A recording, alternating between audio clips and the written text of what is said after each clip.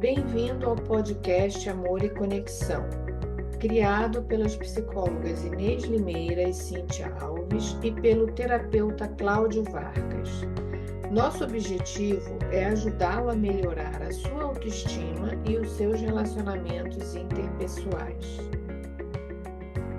Bem-vindo a todos aqueles que estão escutando e vendo a gente, né? Dependendo da forma como você se conecte com a gente. Esse é o nosso primeiro podcast. A gente acabou de escolher o nome, né, Cíntia? A gente fez aqui uma votação, perguntamos aquelas pessoas que a gente conhece e o título saiu Amor e Conexão. Então é um privilégio muito grande a gente ter a nossa primeira edição desse podcast. Hoje a gente está falando sobre a importância de relacionamentos. Eu gostaria primeiro de apresentar a gente, né? Meu nome é Cláudio Silva, às vezes eu falo Cláudio Vargas Silva, eu sou um terapeuta de famílias e casais, e eu estou aqui com a minha amiga Cíntia. Então, Cíntia, você fala de você um pouquinho? Sejam todos bem-vindos, então, ao nosso podcast Amor e Conexão. Meu nome é Cíntia Pereira Alves, também sou psicóloga de indivíduos, famílias e casais, e fico muito feliz de iniciar esse movimento, né, iniciar esse podcast hoje com o meu amigo Cláudio. Muito honrada por poder estar com você nesse projeto e desejo que chegue em quem precisa chegar, que ajude as pessoas a compreenderem suas conexões, as conexões que faz com as pessoas ao seu redor e consigo próprias também. Exatamente. E falando sobre conexão, nesse podcast que a gente está gravando hoje, a gente quer falar ou explicar como que nós somos sociais. É impossível realmente a gente estar sozinho. Inclusive, tem uma história que é uma história verdadeira de um rapaz, eu agora esqueci o nome dele, até escreveram um livro, né, da biografia dele.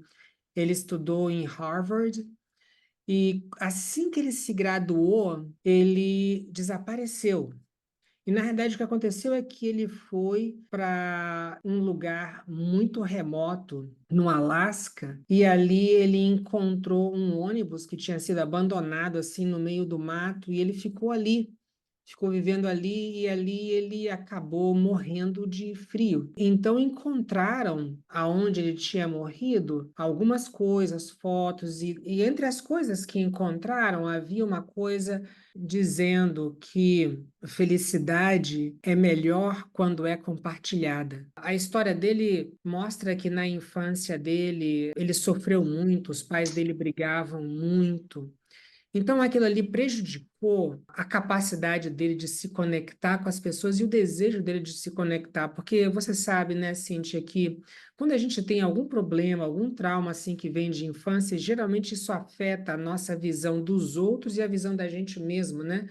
Então a gente passa, às vezes, a não confiar nas pessoas, a duvidar do amor delas, de que elas querem estar com a gente, de que elas se interessam por a gente. E então, nessa falta de confiança, muitas vezes a gente quer se afastar das pessoas, a gente pode não se sentir bem, ou até a presença das pessoas pode causar ansiedade. E então, por causa disso, ele chegou a essa conclusão que ele seria mais feliz se ele estivesse sozinho. E lá, quando ele estava sozinho, ele descobriu que, na realidade, ele não podia ser feliz lá. Que a melhor felicidade, ou a verdadeira felicidade, é aquela que é compartilhada. História muito interessante, muito bonita, né, Cíntia? Super interessante, bonita, apesar de trágica. Eu acho que até tem um filme, né, que foi baseado nessa história, não lembro agora o nome, mas essa fala, né, de que a felicidade é melhor compartilhada, me fez lembrar do quantos livros existem hoje em dia, como encontrar a felicidade, trazendo receitas para a busca da felicidade. E uma vez eu li um autor que dizia: quanto mais a pessoa busca a felicidade, mais ela se distancia dela, porque a busca pela felicidade em livros, em técnicas, em atividades, às vezes acaba sendo uma busca muito solitária. E a felicidade está exatamente nos pequenos momentos com essas pessoas de afeto, com familiares, com amigos, alunos, professores. Mas qualquer relação de afeto, de conexão, tem momentos de felicidade, né? E às vezes as pessoas acham que a felicidade é um estado de espírito que deveria ser perene. Então, hoje eu sou pessoa feliz, eu vou ser feliz até o dia que eu morrer.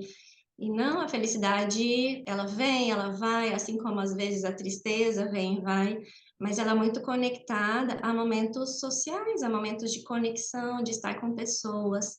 Em vários momentos eu já me peguei em momentos felizes, assim, às vezes em festa, com amigos, com familiares, e me dando conta, talvez é isso que falte para muitas pessoas, né, o se perceber no momento, me dando conta, nossa, que momento feliz, que dia feliz, que vontade de guardar essa sensação num vidro e poder beber sempre. Mas é isso, é a conexão, os vínculos, os momentos felizes compartilhados. Acho que isso é felicidade, né, Cláudia? E não dá para ter momentos felizes sozinho. Inclusive, eu até queria comentar a respeito desse livro de John Cacioppo e William Patrick. Nesse livro, né, que a tradução é Solidão, a natureza humana e a necessidade de conexão social.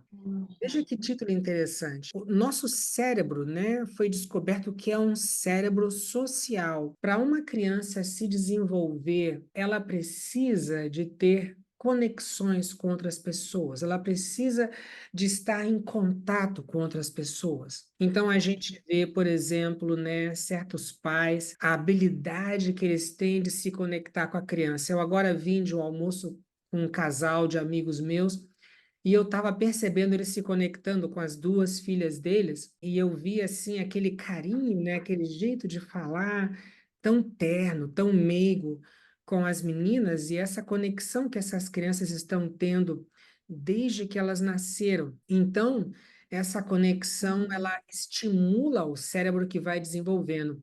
Tem inclusive uma história muito interessante que eu li num livro de um neurocientista da Universidade de Stanford. E ele fala que um rei queria descobrir qual era a linguagem, a verdadeira linguagem. E aí, então, ele pegou uns bebês e deixou eles num quarto fechado, aonde somente colocava a comida, porque ele pensava assim, se a gente deixa eles lá sem nenhum contato, eles não vão ouvir ninguém falando, não vão se comunicar com ninguém, e aí, então, a língua que eles falarem, a gente vai saber que aquela ali é a linguagem universal. E aí, então, eles fizeram isso, eles só colocavam a comida, né, por baixo ali, para as crianças comerem, e depois de um tempo eles foram abrir para ver qual era a língua que aquelas crianças iam falar, e quando eles abriram, estava todo mundo morto, né, as crianças tinham morrido. Eu não sei se isso é uma história verídica, se isso, na realidade, é apenas um tipo de fábula, né? O que a gente vê é o seguinte, que é difícil uma pessoa se desenvolver de uma forma segura se essa pessoa não tem uma conexão com pessoas na infância. E quanto mais próximo, Cíntia, é essa conexão, quanto maior é essa conexão, quanto mais estável, quanto mais os pais estão presentes, quanto mais eles são atenciosos para a criança, mais essa criança vai se desenvolver de uma forma saudável, tanto fisicamente quanto psicologicamente, Cíntia. Dá para a gente pensar que a linguagem universal é o amor, né? É o afeto. Fazer um experimento desse é meio que acreditar que a linguagem é algo que já está dentro de nós e que vai brotar, e que vai sair num som, numa palavra específica, num idioma específico, né? Só que o processo de aprendizado, não só da linguagem, mas tudo, né, que a gente aprende na vida, desde o dia que nasce até o dia que a gente vai morrer, a gente precisa de pessoas de confiança, de segurança, que nos forneçam esse apoio, essa conexão, esse afeto, né? Às vezes, muitos pais trazem que eu não consigo me comunicar com meu filho. Às vezes não é nem na comunicação falada, né? Às vezes é na demonstração do estou aqui, tá tudo bem. Uma coisa que eu vejo que é muito comum nos dias de hoje, aliás, eu acho que é cultural, acho que é de sempre. O quanto a nossa sociedade ela é muito focada na correção de erros. Então, naturalmente, a educação parental também geralmente é associada à correção de erros, né? Então, se o filho tira notas boas, não fez mais que obrigação. Se tira notas ruins, vem uma cobrança, né, que traz uma carga, às vezes, de inadequação para o filho, para a criança, e aquilo gera uma sensação de insegurança, né? É muito difícil. E esse cérebro, às vezes, não se desenvolve da melhor forma, né? Na sua potencial capacidade. E tá, mas como é que eu posso, então, contribuir para. Como é que eu posso educar o meu filho de uma forma a não promover um problema no seu desenvolvimento? Encare os erros como coisas naturais. E eu não falo, não é negligência, não vai negligenciar, então, deixa para lá, não. Mas vai se mostrar presente, buscar ouvir qual é a dificuldade, então vou tentar te ajudar. É um professor particular, é conversar com o professor na escola, pegar o livro um pouquinho com o filho em casa, enfim, não sei o que, mas fazer algo que mostre, ok, filho, eu estou aqui, vejo você tá com uma dificuldade, vou te ajudar. E isso, de fato, como você estava trazendo, né, Cláudio, tem um aspecto super importante no desenvolvimento do nosso cérebro, do nosso comportamento. Né? Nós, seres humanos, precisamos de um contato seguro para a gente se desenvolver no que a gente tem de potencialidades. E aí, inclusive, Cíntia, existe um tipo de pensamento, né, de algumas pessoas dizerem, eu não devo depender de ninguém. A gente vê que, na realidade, o que acontece é que às vezes as pessoas, por causa do que elas passaram na infância, ou também, às vezes, pelas experiências presentes delas, acaba confirmando, né, o medo delas, né, o pensamento de que elas não podem confiar nas pessoas. Então, parece que as pessoas às vezes perdem um encanto, ou existe uma decepção, e então elas têm um medo de se entregar, de se abrir, de se dar, porque elas ficam contando com o fracasso, né, contando que alguma coisa ruim pode acontecer. E o interessante, Cintia, é que quando a gente espera o fracasso, quando a gente já conta com ele, aquilo ali se torna como uma profecia que se cumpre, porque a gente acaba não se entregando completamente, a gente acaba suspeitando e a gente acaba ficando na defensiva e a gente às vezes acaba criando uma dança negativa que daí acaba atraindo aquilo que a gente tem medo. E aí então vem Uhum, até aquele pensamento, eu preciso de me amar primeiro para poder amar as pessoas, que até tem um fundo que faz sentido, mas às vezes as pessoas alimentam um pensamento que é totalmente irreal, que a gente sim, pode ser mais feliz, que a gente pode estar melhor se a gente estiver sozinho. E isso é uma coisa que uhum, não tem base científica, porque foi provado, foi comprovado cientificamente que as pessoas que elas têm uma conexão com uma figura de apego, que elas se sentem seguras no relacionamento, essas pessoas uhum, vivem, em média, entre 10 a 20 anos mais. Inclusive, esses autores que eu falei desse livro Solidão mostram vários estudos. É um livro realmente fantástico. E num desses estudos, de uma epidemiologista, Lisa Berkman, ela encontrou que as pessoas que têm poucas conexões, que não têm muitas amizades ou contatos próximos, essas pessoas tinham entre 2 a 3 vezes mais chance de morrer 9 anos depois. Porque o que a gente vê é que quando a gente tem uma conexão com uma pessoa, aquilo ali faz a gente automaticamente se sentir mais seguro, mais forte. E veja, uhum, se a gente se sente mais seguro, automaticamente a gente vai ter menos hormônios de estresse. Então, por exemplo, você está junto com alguém enfrentando uma situação difícil, aquela pessoa te dá mais segurança. Se você está mais uhum, sozinho, você fica com mais medo. Então, você uhum, imagina, você está casada com alguém que você tem uma conexão bem próxima dessa pessoa. Você vai para o trabalho, você vai ter talvez contatos difíceis naquele dia. Se uhum, você tem aquela conexão em casa, você saiu dali de casa com a certeza do amor com aquela pessoa, o que acontece? Você automaticamente se sente mais seguro. E isso é uma coisa que pode acontecer até inconscientemente, mas seria totalmente diferente se você saísse sem aquela conexão. É por isso que, em alguns casos de pessoas que eu ajudei, que eles estavam passando por algum problema no casamento, eles tinham sofrido uma traição, ou então o cônjuge ou o companheiro ou companheira estava querendo separar, a pessoa não conseguia dormir, ela não conseguia prestar atenção no trabalho, ela ia para o trabalho, ela estava pensando o tempo todo naquela pessoa. E é o que a gente Uhum. viu nos estudos de apego feito com crianças, de que quando a criança não se sente conectada a um adulto, se não tem uma figura de apego perto dela, é difícil ela se concentrar na brincadeira. Ela está preocupada em restabelecer a conexão.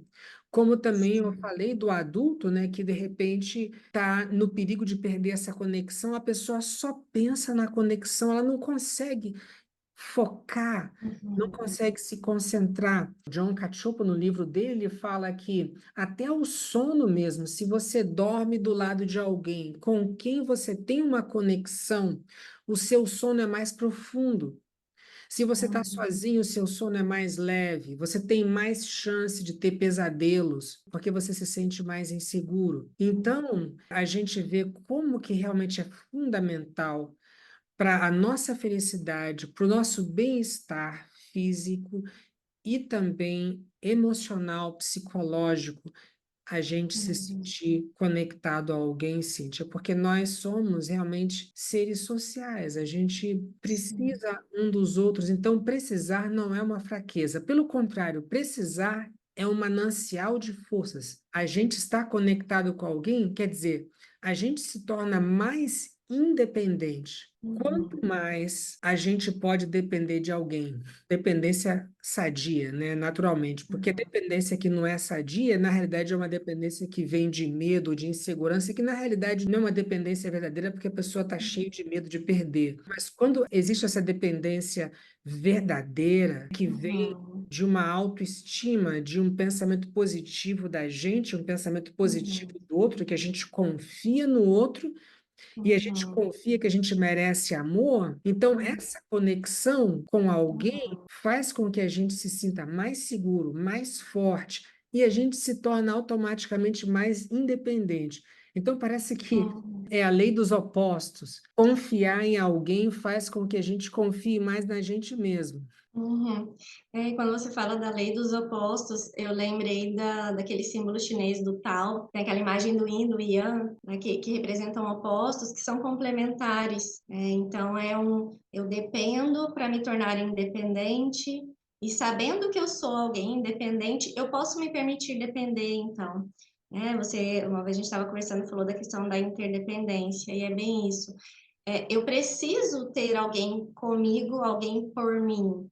Sejam familiares, sejam amigos, mas eu preciso, todos nós precisamos, né? E essa necessidade é o que muitos autores trazem com esse termo da dependência, que a gente não está falando da dependência patológica, igual todos nós precisamos comer todos os dias. Então, nós temos uma dependência de alimento para manter o nosso corpo. A analogia é a mesma, né? Nós precisamos de conexões que sejam conexões saudáveis. O mundo tem muitos desafios, todos nós passamos por desafios em todas as áreas da vida, isso é super normal. E a sensação de que eu tenho alguém por mim, alguém que me ajude, né? Alguém para quem eu possa contar minhas dificuldades, com quem eu possa contar nos momentos de dificuldade, isso traz, digamos que isso traz o alimento para a alma, o alimento emocional, né? Igual a comida é o alimento para o corpo, isso é alimento. E a gente precisa do alimento para a alma, o alimento emocional também.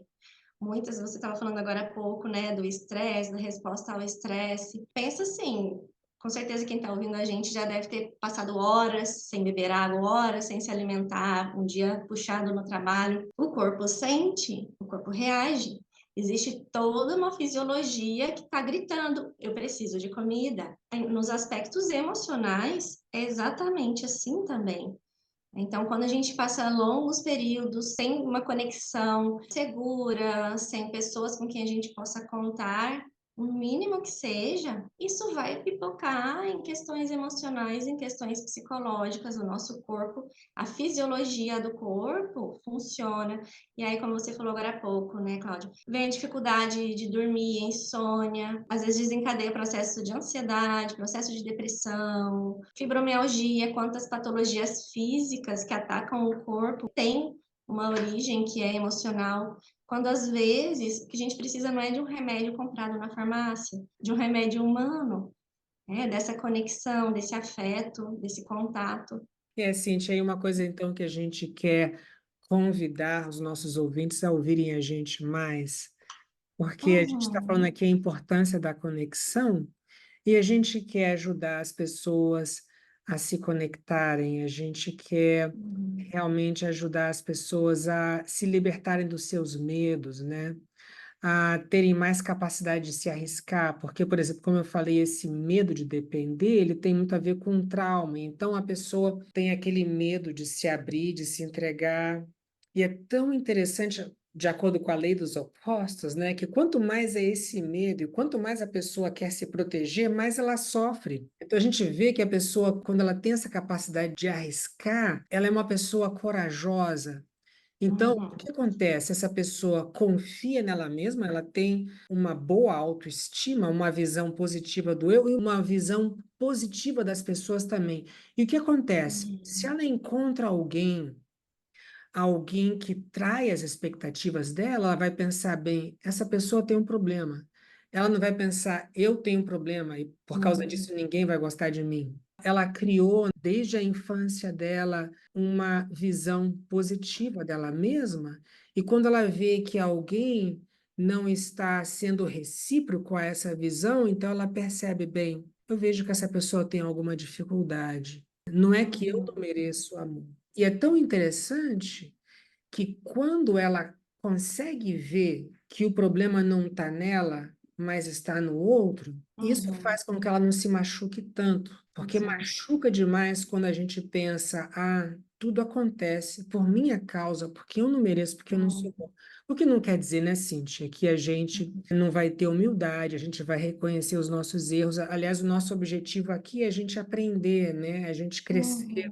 Mas realmente, quando a pessoa tem algum trauma, alguma coisa assim, ela tem sempre uma tendência inconsciente de pensar, tudo acontece porque eu sou defeituoso e eu não mereço o amor das pessoas.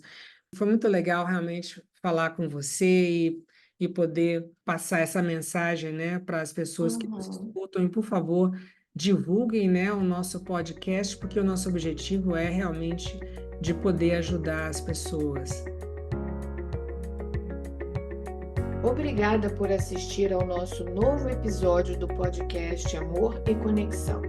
Esteja atento aos nossos próximos episódios com temas que lhe ajudarão a melhorar a sua autoestima e os seus relacionamentos interpessoais.